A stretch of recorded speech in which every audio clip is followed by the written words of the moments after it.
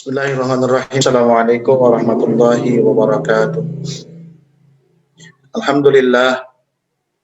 Alhamdulillahilladzi rafa'a ahlal qurubati ila a'la dirwatil istifa'iyyah wa khassahum min baini ibadihi bil fuyudatil qudsiyah.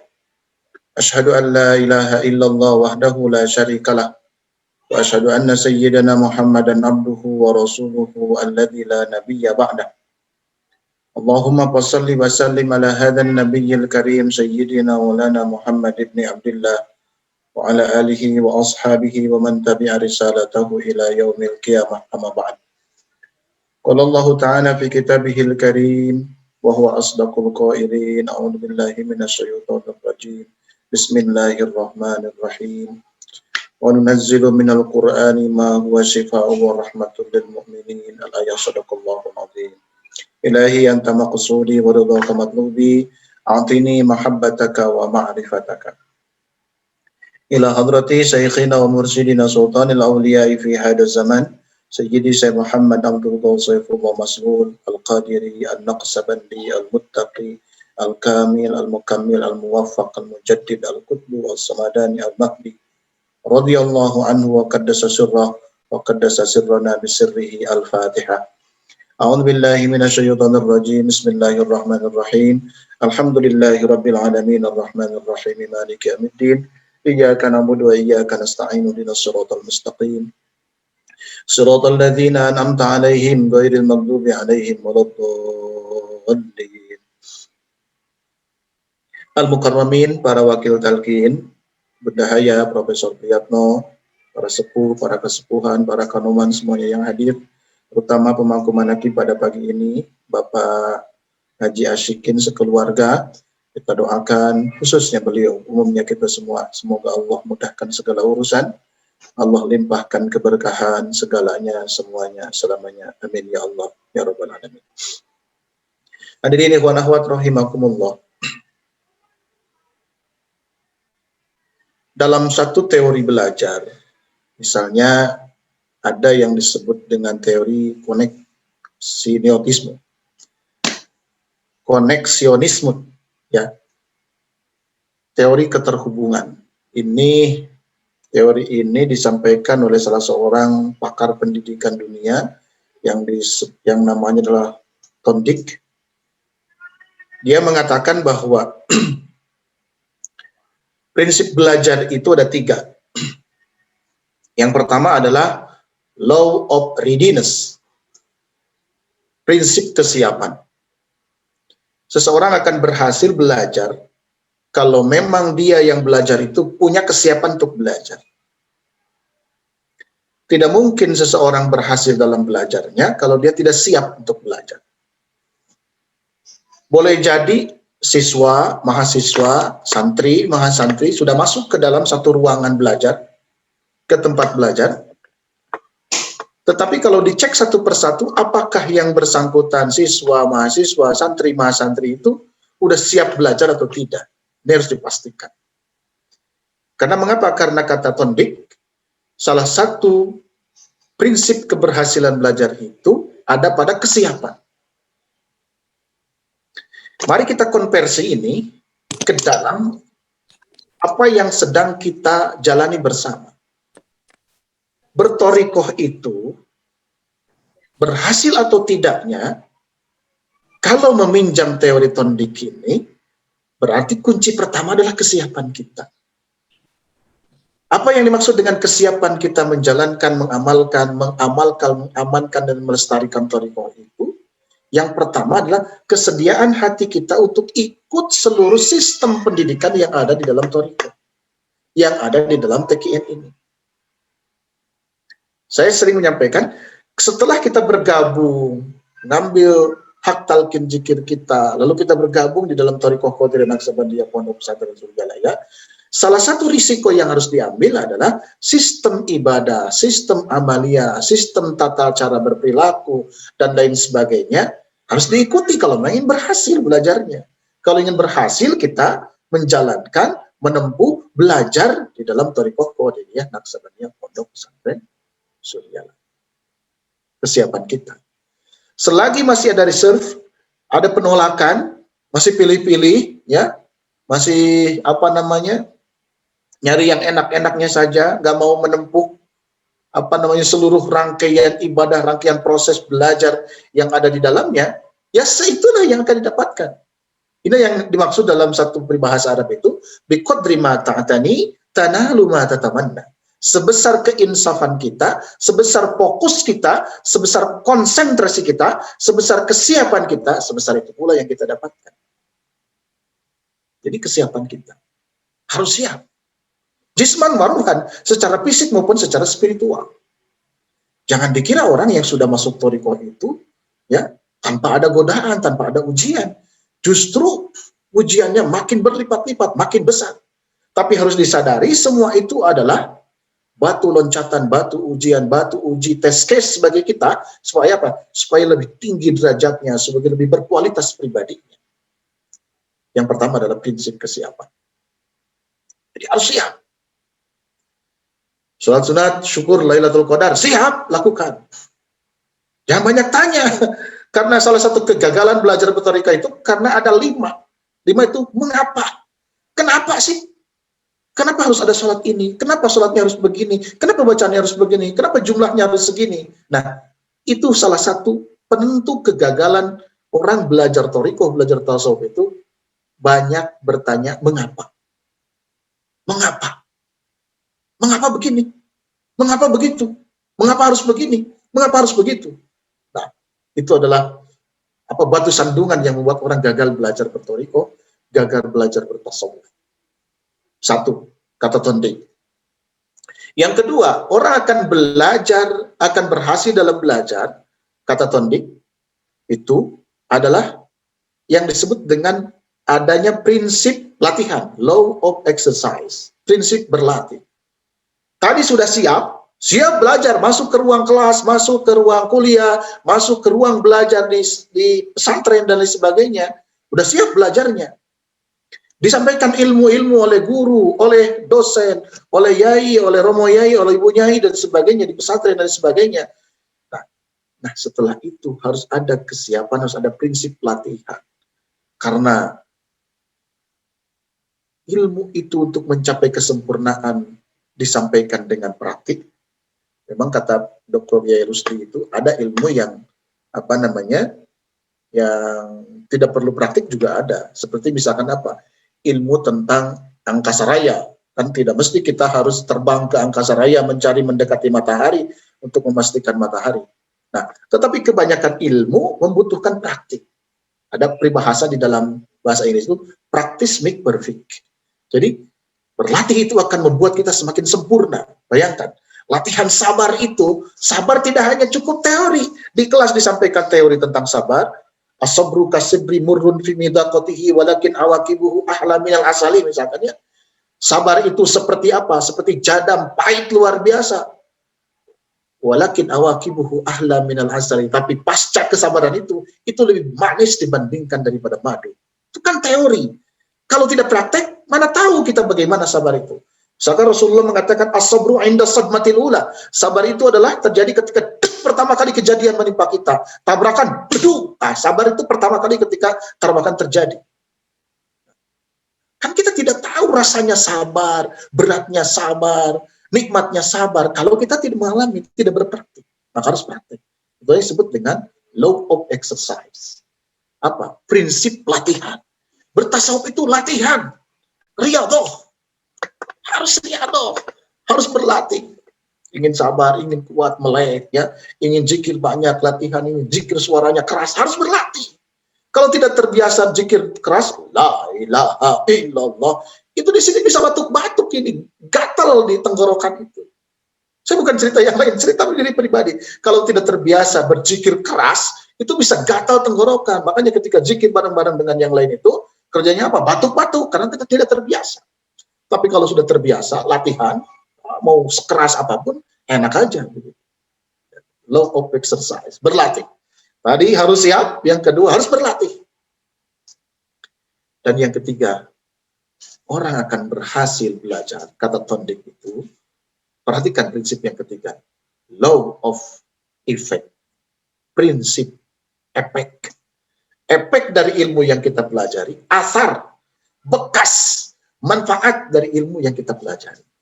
Kalau kita konversi ke dalam amaliyah kita, belajar Thariqah Qadiriyah Naqsabandiyah Pondok Pesantren Suryala itu, dari melihat efeknya, melihat asarnya, melihat pengaruhnya, dia akan semakin terpacu untuk sampai pada keberhasilan belajar. Kenapa? Misalkan, mohon maaf ya, yang semula sebelum belajar Thariqah itu gede amak itu apa itu? Pemarah. Tapi setelah belajar Thariqah, dia menjadi lembut. Paling tidak amarahnya bisa dikendalikan. Masih besar nih. Oh, api amarah dalam dada itu masih meluap-luap, ya, masih besar, masih menyala-nyala, tapi dia masih kuat menahan. Itu efek, ya. Dan ini bisa dirasakan oleh diri pribadinya dan bisa dirasakan oleh orang lain. Alhamdulillah, setelah belajar zikir masa tidak terkendalikan amarah. Yang semulanya keket mengkene, meregehese cap jahe, kata bahasa Indianya, atau pelit gitu ya. Tapi setelah belajar Thariqah jadi senang berbagi. Aduh, senang berbagi, senang memberi kepada orang lain. Senang memberi, senang menebarkan, berbagi kebahagiaan kepada orang lain, berbagi rezeki kepada orang lain. Dan itu kita rasakan. Dan itu akan memacu keberhasilan kita dalam belajar. Nah, 3 prinsip ini, prinsip kesiapan, prinsip latihan, dan prinsip pengaruh efek dari apa yang kita pelajari, ini kata Tondik akan mengantarkan seseorang pada keberhasilan dalam belajar. Termasuk, mari kita rasakan bersama-sama pada keberhasilan kita dalam berthariqah, dalam mengamalkan thariqah kita semua. Nah, siapa yang tahu keberhasilan kita dalam thariqah? Bukan yang lain, diri kita sendiri. Dicek oleh diri kita. Coba, sebelum belajar Thariqah Qadiriyah Naqsabandiyah Pondok Pesantren Suryala, adan berkumandang hare-hare saja, santai-santai saja, cuek-cuek bebek aja. Tapi kalau sudah belajar, setelah belajar kita langsung sholat awal waktu. Bahkan sebelum sholat, kita sudah siap untuk sholat. Udah punya wudhu, menyambut adan. Luar biasa. Dulu sebelum belajar Thariqah, selesai sholat, Assalamualaikum, Assalamualaikum, lewas aja. Pergi aja begitu saja, nggak ada wiridan dan lain sebagainya. Sekarang kita membiasakan diri, la ilaha illallah, la ilaha illallah, la ilaha illallah, la ilaha illallah. Terus dinikmati. Jadi ukuran keberhasilan tiap orang memang beda-beda. Mohon maaf ya, mohon maaf. Ukuran kesuksesan keberhasilan seseorang itu beda-beda. Ya, sesuai dengan batas yang ditetapkan masing-masing. Orang belajar thariqah, buat apa kamu belajar thariqah? Ah, saya ingin istiqomah sholat aja. Berarti kalau sudah istiqomah, dia sudah berhasil. Lalu digeser lagi, cita-citanya bergeser. Setelah istiqomah sholatnya mau apa? Saya ingin selalu tenang hati saya. Oh, semakin tenang hatinya. Karena semakin intensif zikirnya. Terus saja. Jadi jangan dinilai orang lain yang belajar thariqah itu dengan standar yang kita miliki. Pasti berbeda. Kenapa? Karena misalkan seorang kiai bukan target lagi ilmu, karena ilmu sudah banyak. Ilmu sudah dipelajari, sudah tabahur, sudah menyegara ilmunya, sudah dalam, melebihi dalamnya sumur terdalam di dunia, ya, melebihi palung terdalam di lautan, ilmunya sudah dalam sekali, sudah luas sekali, lebih luas dari jagat raya, ya. Bukan ilmu lagi yang dikejar, tapi apa? Tapi cahaya ilmu yang diinginkan. Kenapa? Karena ilmunya sudah banyak. Jadi keberhasilan masing-masing di dalam thariqah itu beda-beda. Kenapa? Karena standar keberhasilan yang ditetapkan masing-masing juga berbeda. Tapi ada satu tujuan yang pasti sama. Apa? Ilahi anta maqsudi wa ridhaka matlubi a'tini mahabbataka wa ma'rifataka. Wahai Allah, anta maqsudi, engkau yang aku maksud. Wa ridhaka matlubi, ridhamu yang aku cari. Ridhamu ya Allah, bukan pangkat, bukan jabatan, bukan harta, bukan kemuliaan, status sosial, bukan apa-apa. Hati ini mahabbataka, berikan kepada hamba rasa cinta kepadamu, cintamu dan rasa cinta kepadamu ya Allah. Berikan cintamu kepada hamba dan rasa cinta hamba kepadamu. Ma'rifataka, dan karuniakan kepada hamba, hamba bisa mengenalmu dan engkau akan selalu mengenal hamba. Ini goalnya ke sana, meskipun standar keberhasilan yang sebelum-sebelumnya berbeda-beda, sesuai dengan kapasitas, sesuai dengan apa namanya, sesuai dengan tolok ukur yang ditetapkan masing-masing, tetapi ujungnya ke sana. Maka di awal seluruh proses ibadah kita dimulai dengan ilahi anta maksudi. Sebelum kita melakukan aktivitas dohir, zikir jahar, la ilaha illallah, dimulai dengan ilahi anta maksudi. Selesai itu, kita masuk zikir hobi juga apa? Dimulai dengan ilahi anta maksudi. Mengembalikan setting tujuan kita. Lalu kita tidak bercakap-cakap dengan siapapun, tidak hadir dengan siapapun, kecuali dengan mengingat Allah, menyambungkan hati kita kepada Allah. Ya Allah, inilah sufi healing, inilah penyembuhan ala sufi, penyembuhan ala tasawuf, sufism healing, penyembuhan ala tasawuf. Apa? Dengan bersatu bersama-sama pemilik kesembuhan. Karena prinsip sembuh dalam perspektif tasawuf itu yang pertama, la shifa'a illa minasyafi. Tidak ada kesembuhan kecuali dari zat yang bisa menyembuhkan. Siapa? Allah. Yang kedua, la shifa'a illa bitoriqi syafi. Tidak ada kesembuhan kecuali melalui metode zat yang menyembuhkan. Siapa? Allah. Hanya itu. Dokter tidak bisa menyembuhkan, obat tidak bisa menyembuhkan, corona semakin merebak di mana-mana, tenaga kesehatan kerepotan di mana-mana. Coba lihat, saya memperhatikan Ibu Dokter Lilia misalkan, ada pasien ditalkin. Kenapa? Karena beliau hanya perantaranya syariat saja, memberikan pelayanan kesehatan. Yang menyembuhkan Allah, berarti kesadaran tertinggi harus sadar bahwa Allah yang menyembuhkan. Itu bedanya dokter-dokter TKN begitu. Masya Allah. Tabarakallah. Dan yang ketiga apa? La sifa illa bighayati syafi. Tidak ada kesembuhan kecuali dengan goals yang diinginkan oleh Allah yang Maha menyembuhkan. Apa goalsnya? Hilangkan diri kita, benamkan diri kita, tutup diri kita, tiadakan diri kita. Yang ada hanya Allah. Tidak ada dokter, tidak ada obat. Yang menyembuhkan Allah. Tidak mengaku, oh dia sembuhkan, diobati oleh saya. Oh, saya sembuhkan makan obat ini. Tidak, tutup semuanya. Kita berobat, kita minum obat, kita datang ke dokter, kita datang ke klinik, kita melakukan terapi dan sebagainya. Hanya melaksanakan perintah Allah, ikhtiar untuk mendapatkan kesembuhan. Tapi yang menyembuhkan Allah Subhanahu wa Ta'ala. Masya Allah. Semoga kita diberikan semakin kuat keyakinan kita untuk terus istiqomah dalam thariqah Qadiriyah Naqsabandiyah Pondok Pesantren Suryalaya, dibimbing oleh guru kita yang mulia Sayyidina Muhammad Abdul Qaus Saifullah Maslum radhiyallahu anhu. Al-Fatihah. A'udzubillahi minasyaitonir rajim. Bismillahirrahmanirrahim. Alhamdulillahirabbil alamin arrahmanir rahim maliki yaumiddin. Iyyaka na'budu wa iyyaka nasta'in ihdinas siratal mustaqim. Shiratal ladzina an'amta 'alaihim ghairil maghdubi 'alaihim waladdallin. Hadanallahu wa iyyakum ajma'in wa 'alallahi tawakkalna wa ilaihil masir. Wallahul muwaffiq ila aqwamit thariq. Assalamualaikum warahmatullahi wabarakatuh.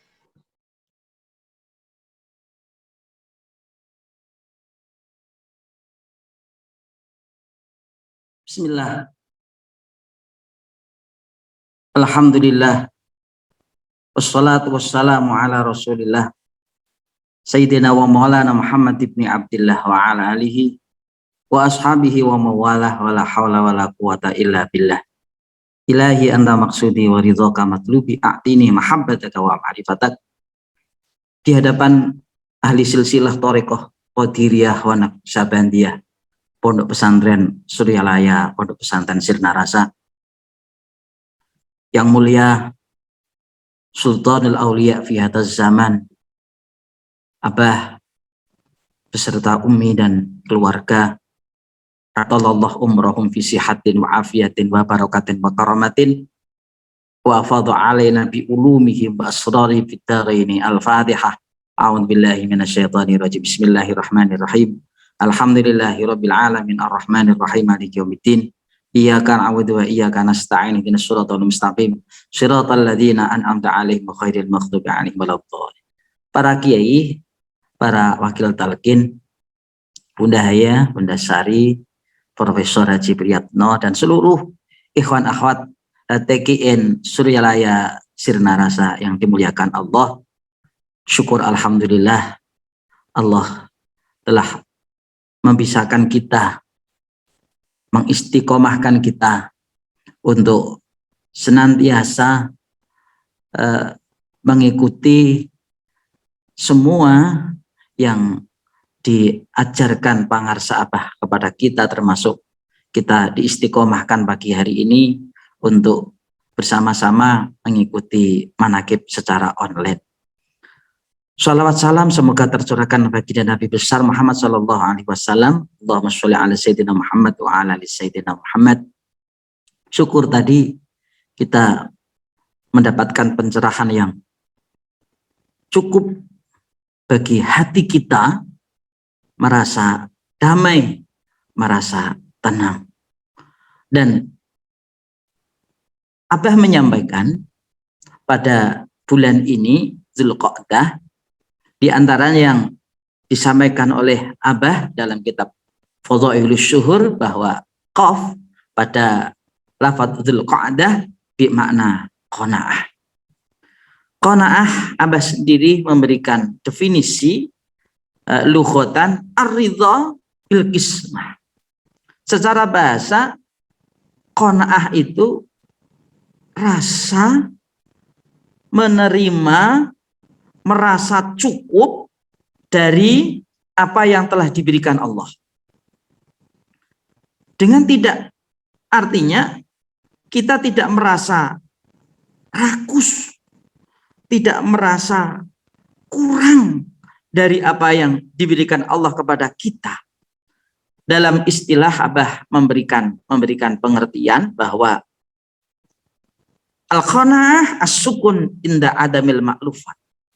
Qanaah itu merasa damai, merasa tenang, tidak gusar ketika sesuatu yang didapatkan itu, diharapkan itu tidak didapati.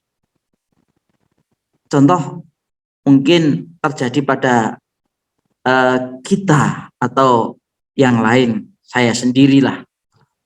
Dulu pernah saat saya masih muda, belum beristri, punya seorang perempuan yang kita kadang-kadang kelak akan menjadi pendamping saya sampai akhir hayat.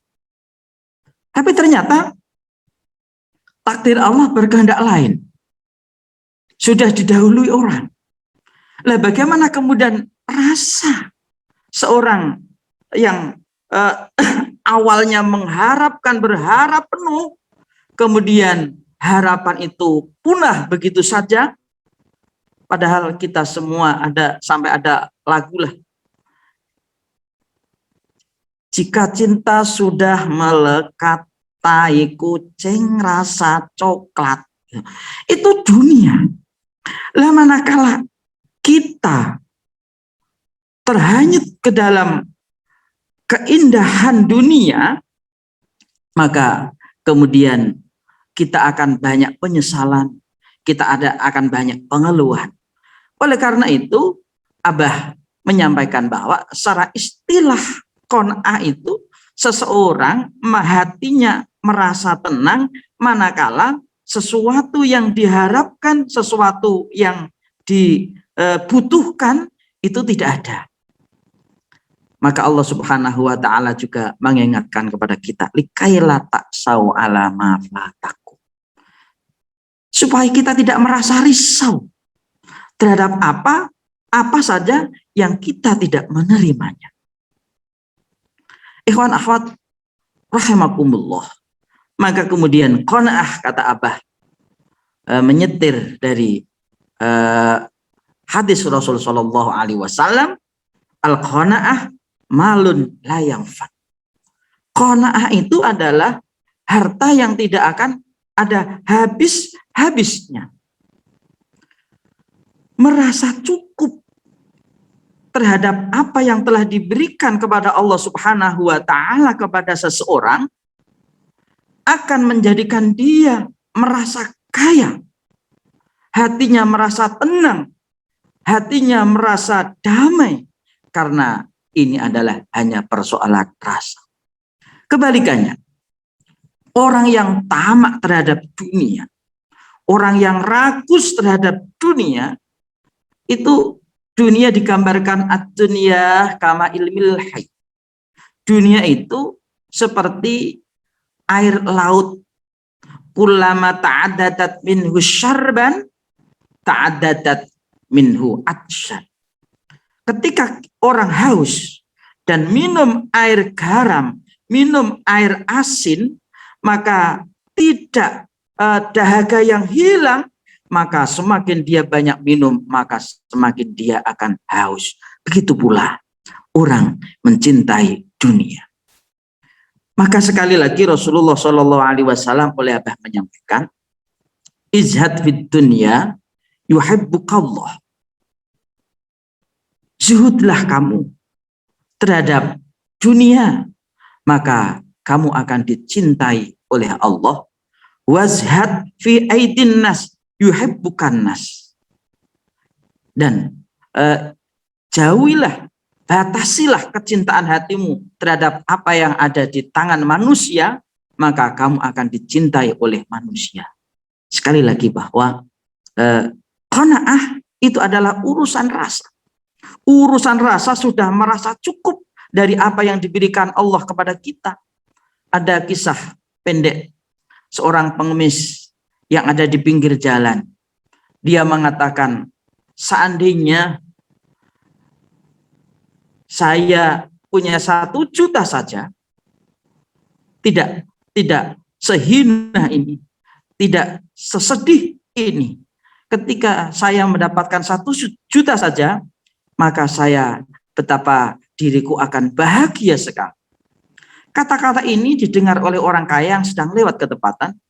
Selanjutnya orang kaya ini menghampirinya. Benar, kamu lagi sedih? Iya. Benar, kalau kamu mendapatkan uang 1 juta kamu akan bahagia? Iya, saya akan bahagia. Itu dengan 1 juta saja kamu sudah bahagia? Iya, saya sudah bahagia. Maka kemudian sang kaya ini mengeluarkan tasnya, yang di situ suatu tas penuh, ada berjuta-juta uang, beratus juta uang. Jadi ambil sedikit saja, 1 juta saja, dan si miskin melihat, uang segitu banyaknya, dikasih 1 juta. Begitu 1 juta dikasihkan kepada si miskin, orang yang kaya adalah kemudian berlalu. Si miskin masih mengeluh lagi.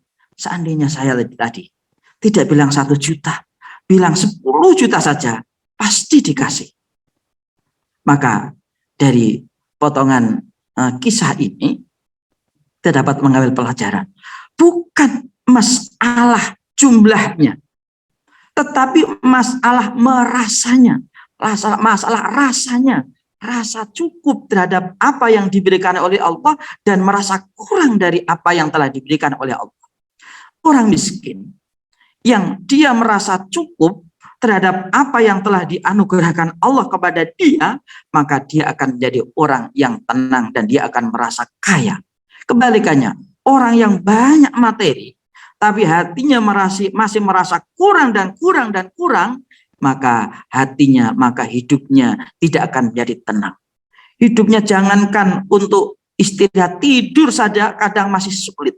Itu karena apa? Itu karena qanaah belum tertanam di dalam hati. Semoga kita semua dilimpahi hidayah Allah Subhanahu wa taala, berkah karamah Abah, menjadi orang-orang yang mulia di dunianya, mulia di akhiratnya, sejahtera di dunianya, sejahtera di akhiratnya, bersama Abah di dunia, bersama Abah di akhirat, bahagia kita bersama ikhwan akhwat, semuanya bersama Abah di dunia, dan kelak semoga tetap bersama Abah, bahagia, mulia di akhiratnya. Amin. Allahumma amin. Wallahul muwaffiq ila aqwamit thoriq. Wassalamualaikum warahmatullahi wabarakatuh.